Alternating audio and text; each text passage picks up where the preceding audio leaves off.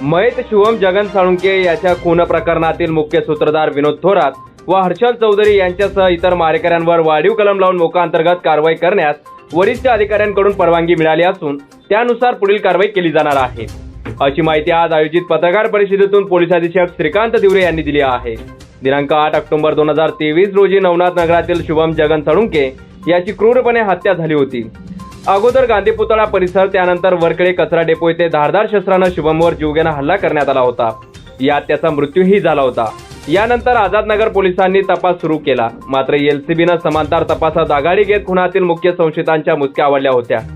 मुख्य आरोपी विनोद रमेश थोरात, राहणार मनमाडजीन धुळे व त्याचा सहकारी हर्षल रघुनाथ चौधरी यांनी खुनातील आरोपितांना पूर्व वैमनस्यातून मैता ठार मारण्यासाठी सुपारी देऊन चेतावणी दिल्यामुळे सदरचा गुन्हा घडला होता। या प्रकरणी दिनांक 9 ऑक्टोबर रोजी आझादनगर पोलीस ठाण्यात गुन्हा नोंद करण्यात आला होता। आरोपींनी गेल्या 10 वर्षाच्या कालावधीत संघटित गुन्हेगारी करून 3 वर्षापेक्षा जास्त शिक्षेत पात्र असलेले गुन्हे केलेले असल्याचं तपासात निष्पन्न झालं आहे। त्यामुळे पोलीस निरीक्षक दत्तात्रय शिंदे यांनी तपासांतर्गत जिल्हा पोलीस अधीक्षकांमार्फत विशेष पोलीस महानिरीक्षकांकडे भांडवी कलम 302 सह मोका अंतर्गत कारवाईची परवानगी मागितली होती। त्यानुसार त्यांनी परवानगी दिली आहे।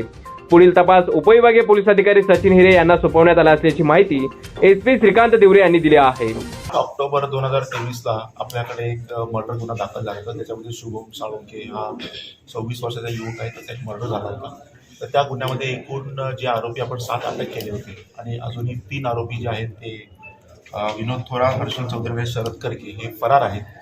तर या सर्व गुन्ह्यांचा अभ्यास केला असता असं लक्षात आलं पोलीस प्रशासनाला की एकूण 26 गुन्हे आणि पण अत्यंत सिरियस गुन्हे जे आहेत असे या गँगवर दाखल आहेत। आणि त्याचा अभ्यास केल्यानंतर माननीय आयजी सरांकडे त्याचा रिपोर्ट आधीच पाठवला होता आणि MCOCच्या प्रोव्हिजन्सनुसार काल ती परमिशन आपल्याकडे आलेली आहे आणि मोका जे सेक्शन्स आपण याच्यामध्ये ॲप्लिकेबल केलेले आहेत आणि त्या अनुषंगाने आता 3 आरोपींना लवकरच अटक करून आपण चार्जशीट टाकली। बरोबर आहे, महत्त्वाचा मुद्दा आहे। असे ज्या गँग्स ऑपरेट होत आहेत त्याचा टेक्निकल अभ्यास चालू आहे, कारण MCOCच्या प्रोव्हिजन्स जे आहेत त्या 1पेक्षा जास्त गुन्ह्यांचा कॉग्निझन्स घेतला गेला पाहिजे माननीय कोर्टाकडून आणि त्याचप्रमाणे पिक्युलरी गेन्स त्याच्यामध्ये पाहिजे। अशा या प्रोव्हिजन्स आहेत, त्याच्या प्रोव्हिजन्स अभ्यास करून नक्कीच MCOCचे प्रपोजल। यावेळी अप्पर पोलीस अधीक्षक किशोर काळे, उपविभागीय पोलीस अधिकारी सचिन हिरे, एलसीबीचे PI दत्तात्रय शिंदे यावेळी उपस्थित होते। प्रतिनिधी सुनील निकम, माझा महाराष्ट्र न्यूज, धुळे।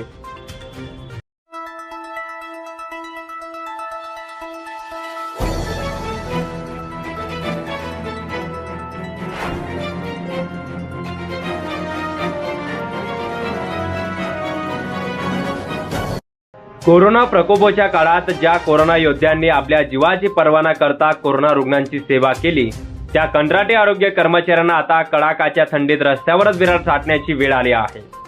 या कंत्राटी कर्मचाऱ्यांनी क्युमाइन क्लब समोरील रस्त्यावर आपलं विरार साठून लक्षवेधी आंदोलन केलं आहे। या आंदोलनात भाकरी ठेचा बनवत आरोग्य कर्मचाऱ्यांनी प्रशासनाचं लक्ष वेधून सरकारचा निषेधही व्यक्त केला आहे। कंत्राटी आरोग्य कर्मचाऱ्यांचे बिनशर्त समायोजन करावे, तोपर्यंत समान काम समान वेतन द्यावे, या प्रमुख मागणींसाठी राष्ट्रीय आरोग्य अभियानांतर्गत NRHM येणाऱ्या सर्व अधिकारी कर्मचाऱ्यांनी गेल्या 28 दिवसापासून कामबंद आंदोलन सुरू केलं आहे। त्यानुसार क्युमाइन क्लब जवळ धरणे आंदोलन सुरू करण्यात आलं आहे। आंदोलकांनी विविध मागण्यांसाठी सरकारविरोधात जोरदार घोषणाबाजीही केली आहे। आज या कंत्राटी कर्मचाऱ्यांनी विरार आंदोलनातून शासन प्रशासनाचं लक्ष वेधलं आहे। आंदोलनाचा आज 28वा दिवस आहे। आज आमचं आंदोलन आहे विरार आंदोलन। यात आम्ही भाकरी आणि ठेचा करून सरकारचा निषेध करत आहोत। कोरोना काळात किंवा कोणतीही आपत्ती येते, जसं की भूकंप किंवा काही पण पेंडेमिक आला, तर आम्ही आमचं कुटुंब घरदार सोडून आम्ही सरकारला सगळ्या योजना किंवा काही असतील तर आम्ही येतो, काम करतो, राबतो, तरी सरकारने आमच्याकडे लक्ष दिलेलं नाही आहे। छोटे छोटे मुलं घेऊन इथे सिस्टर्स लोक येत आहेत, काही गरोदर माता आहेत त्या पण इथं सिस्टर्स येत आहेत। तर आमचं एकच आव्हान आहे सरकारला की सरकारने आमच्याकडे लक्ष द्यावं। ज्या समाजासाठी आम्ही कामात आलो होतो कोरोना काळात, त्या समाजानेही आमच्याकडे लक्ष द्यावं। समाजानेही काहीतरी पुढाकार घेऊन आमचा जो संदेश आहे, आमचं जे आंदोलन आहे ते सरकारापुढे त्यांनी काहीतरी मेसेज द्यावं की यांच्याकडे बघा, हे काय करताय, काय एवढा लढा चालू आहे 28 दिवसापासून, हे इथे काय आहेत। आमचं एकच सरकारला निवेदन आहे की आमच्या मागण्यांचा व्यवस्थित विचार करा आणि आम्हाला न्याय मिळावा। धन्यवाद। मागण्या मान्य होत नाही तोपर्यंत आंदोलन सुरूच राहील असा निर्धारही त्यांनी व्यक्त केला आहे। या आंदोलनामुळे ग्रामीण भागातील प्राथमिक आरोग्य केंद्रे उपकेंद्रामधील आरोग्य सेवेवर विपरीत परिणाम झाला आहे. प्रतिनिधी सुनील निकम, माझा महाराष्ट्र न्यूज, धुळे.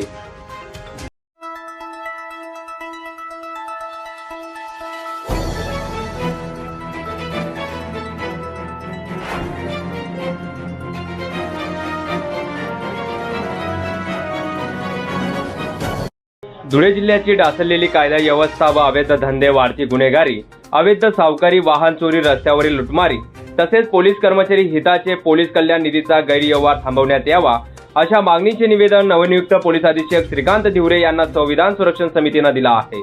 धुळ्यात दुचाकी चोरी, सोनं साखळी चोरी, रस्ता लूट, घरफोड्या, खंडणी, मुलींची छेडछाड, अत्याचार, विनयभंग या प्रकाराच्या गुन्ह्यात लक्षणीय वाढ झाली आहे.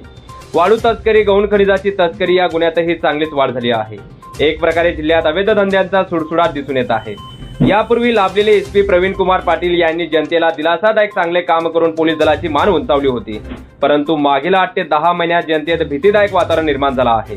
धुळ्यात दंगल परिस्थिती उद्भवली. धार्मिक नावानं जातीय सलोखा बिघडवण्याचा प्रयत्न झाला आहे. असे एक ना अनेक प्रकरणातून गुन्हेगारी फोफावली आहे. त्यामुळे धुळेकर जनता ही त्रस्त आहे. त्यामुळे आपल्यासारखा कर्तव्यदक्ष अधिकारी धुळे जिल्ह्यात पोलीस अधीक्षक म्हणून रुजू झाले आहेत.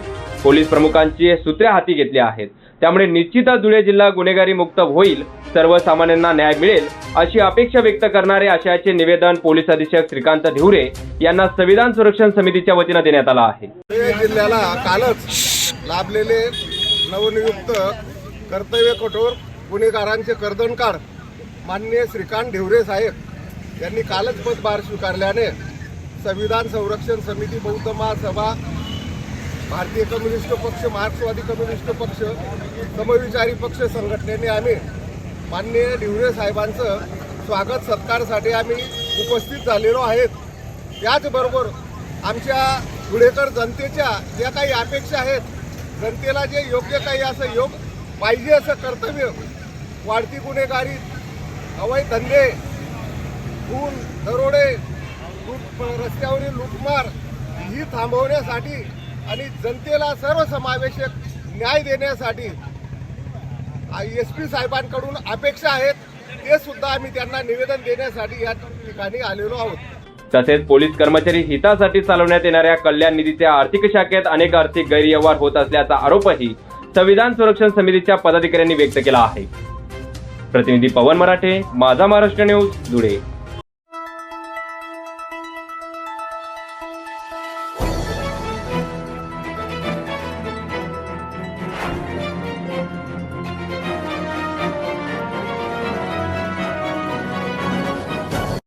अखंड परंपरा जोपासत धुळे शहरातील सुभाषनगर भागातील रहिवासी अरुण जाधव यांच्या निवासस्थानी सामूहिक तुळशी विवाह उत्साहात आणि पारंपरिक पद्धतीने साजरा करण्यात आला आहे. तुळशी विवाह हा विष्णूचा तुळशीशी विवाह लावण्याचा पूजोत्सव आहे.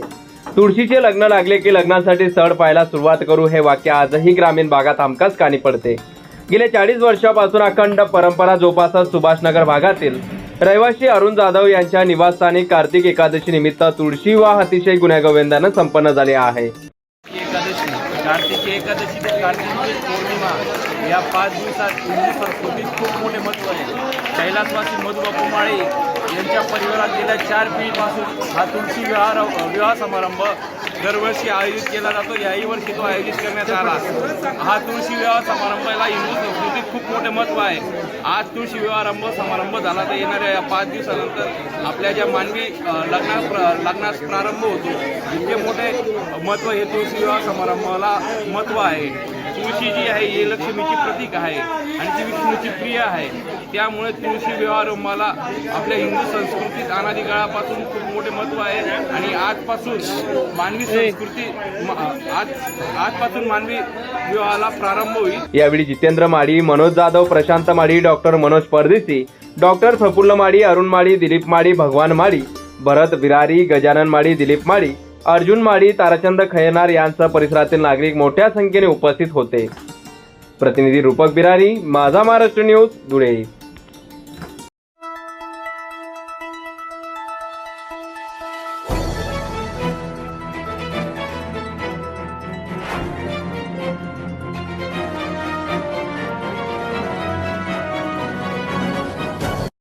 धुळे शहरातील प्रभाग क्रमांक 7 मध्ये नगरसेवक हर्षकुमार रेल्लाने यांच्या प्रयत्नातून विकास कामांचा शुभारंभ झाला आहे। यात रस्ता काँक्रिटीकरण व गटारी कामाचे उद्घाटनही करण्यात आलं आहे। या कामासाठी 45 लाख रुपये मंजूर झाले असून त्या माध्यमातून हे विकास काम मार्गी लागत आहे।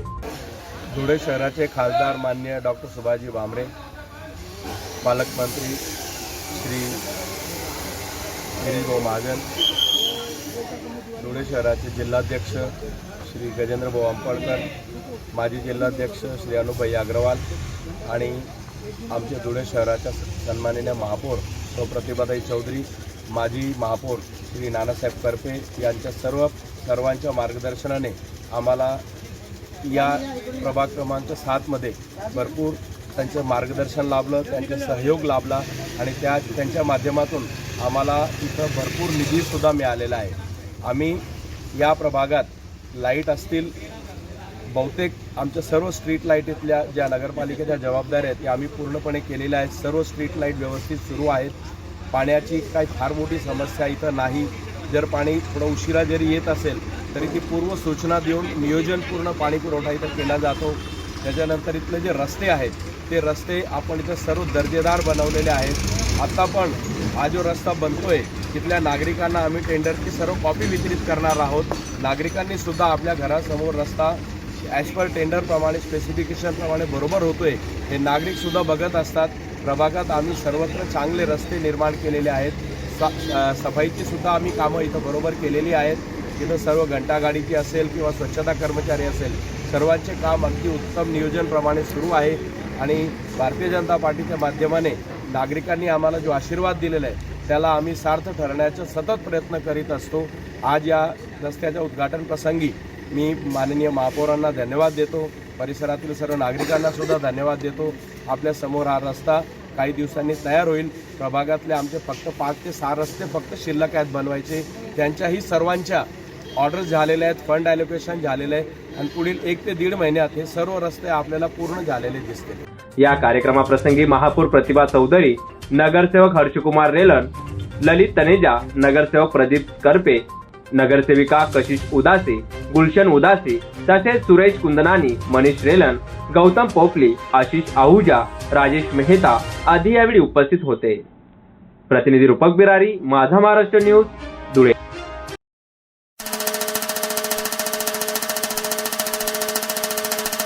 भारतीय जनता पार्टीचे महाराष्ट्र प्रदेशाध्यक्ष माननीय श्री चंद्रशेखरजी बावनकुळे साहेब यांचे महाविजय 2024 सुपर वॉरियर संवाद बैठकीसाठी तथा भाजपा नूतन कार्यालय भूमिपूजन समारंभ व हर हर महादेव व्यायामशाळेचे उद्घाटन व लोकार्पण सोहळ्यानिमित्त धुळे महानगरीत हार्दिक स्वागत उत्सुक माननीय खासदार डॉक्टर सुभाष भामरे, माजी केंद्रीय संरक्षण राज्यमंत्री भारत सरकार तथा खासदार धुळे लोकसभा मतदारसंघ तसेच माननीय श्री गजेंद्र महादेव अंपळकर, धुळे महानगर जिल्हाध्यक्ष भारतीय जनता पार्टी तसेच भाजपा नूतन कार्यालय भूमिपूजन समारंभ वार शनिवार दिनांक 25 नोव्हेंबर 2023 रोजी सकाळी 11 वाजता तर महादेव व्यायामशाळा 40 रोड धुळे।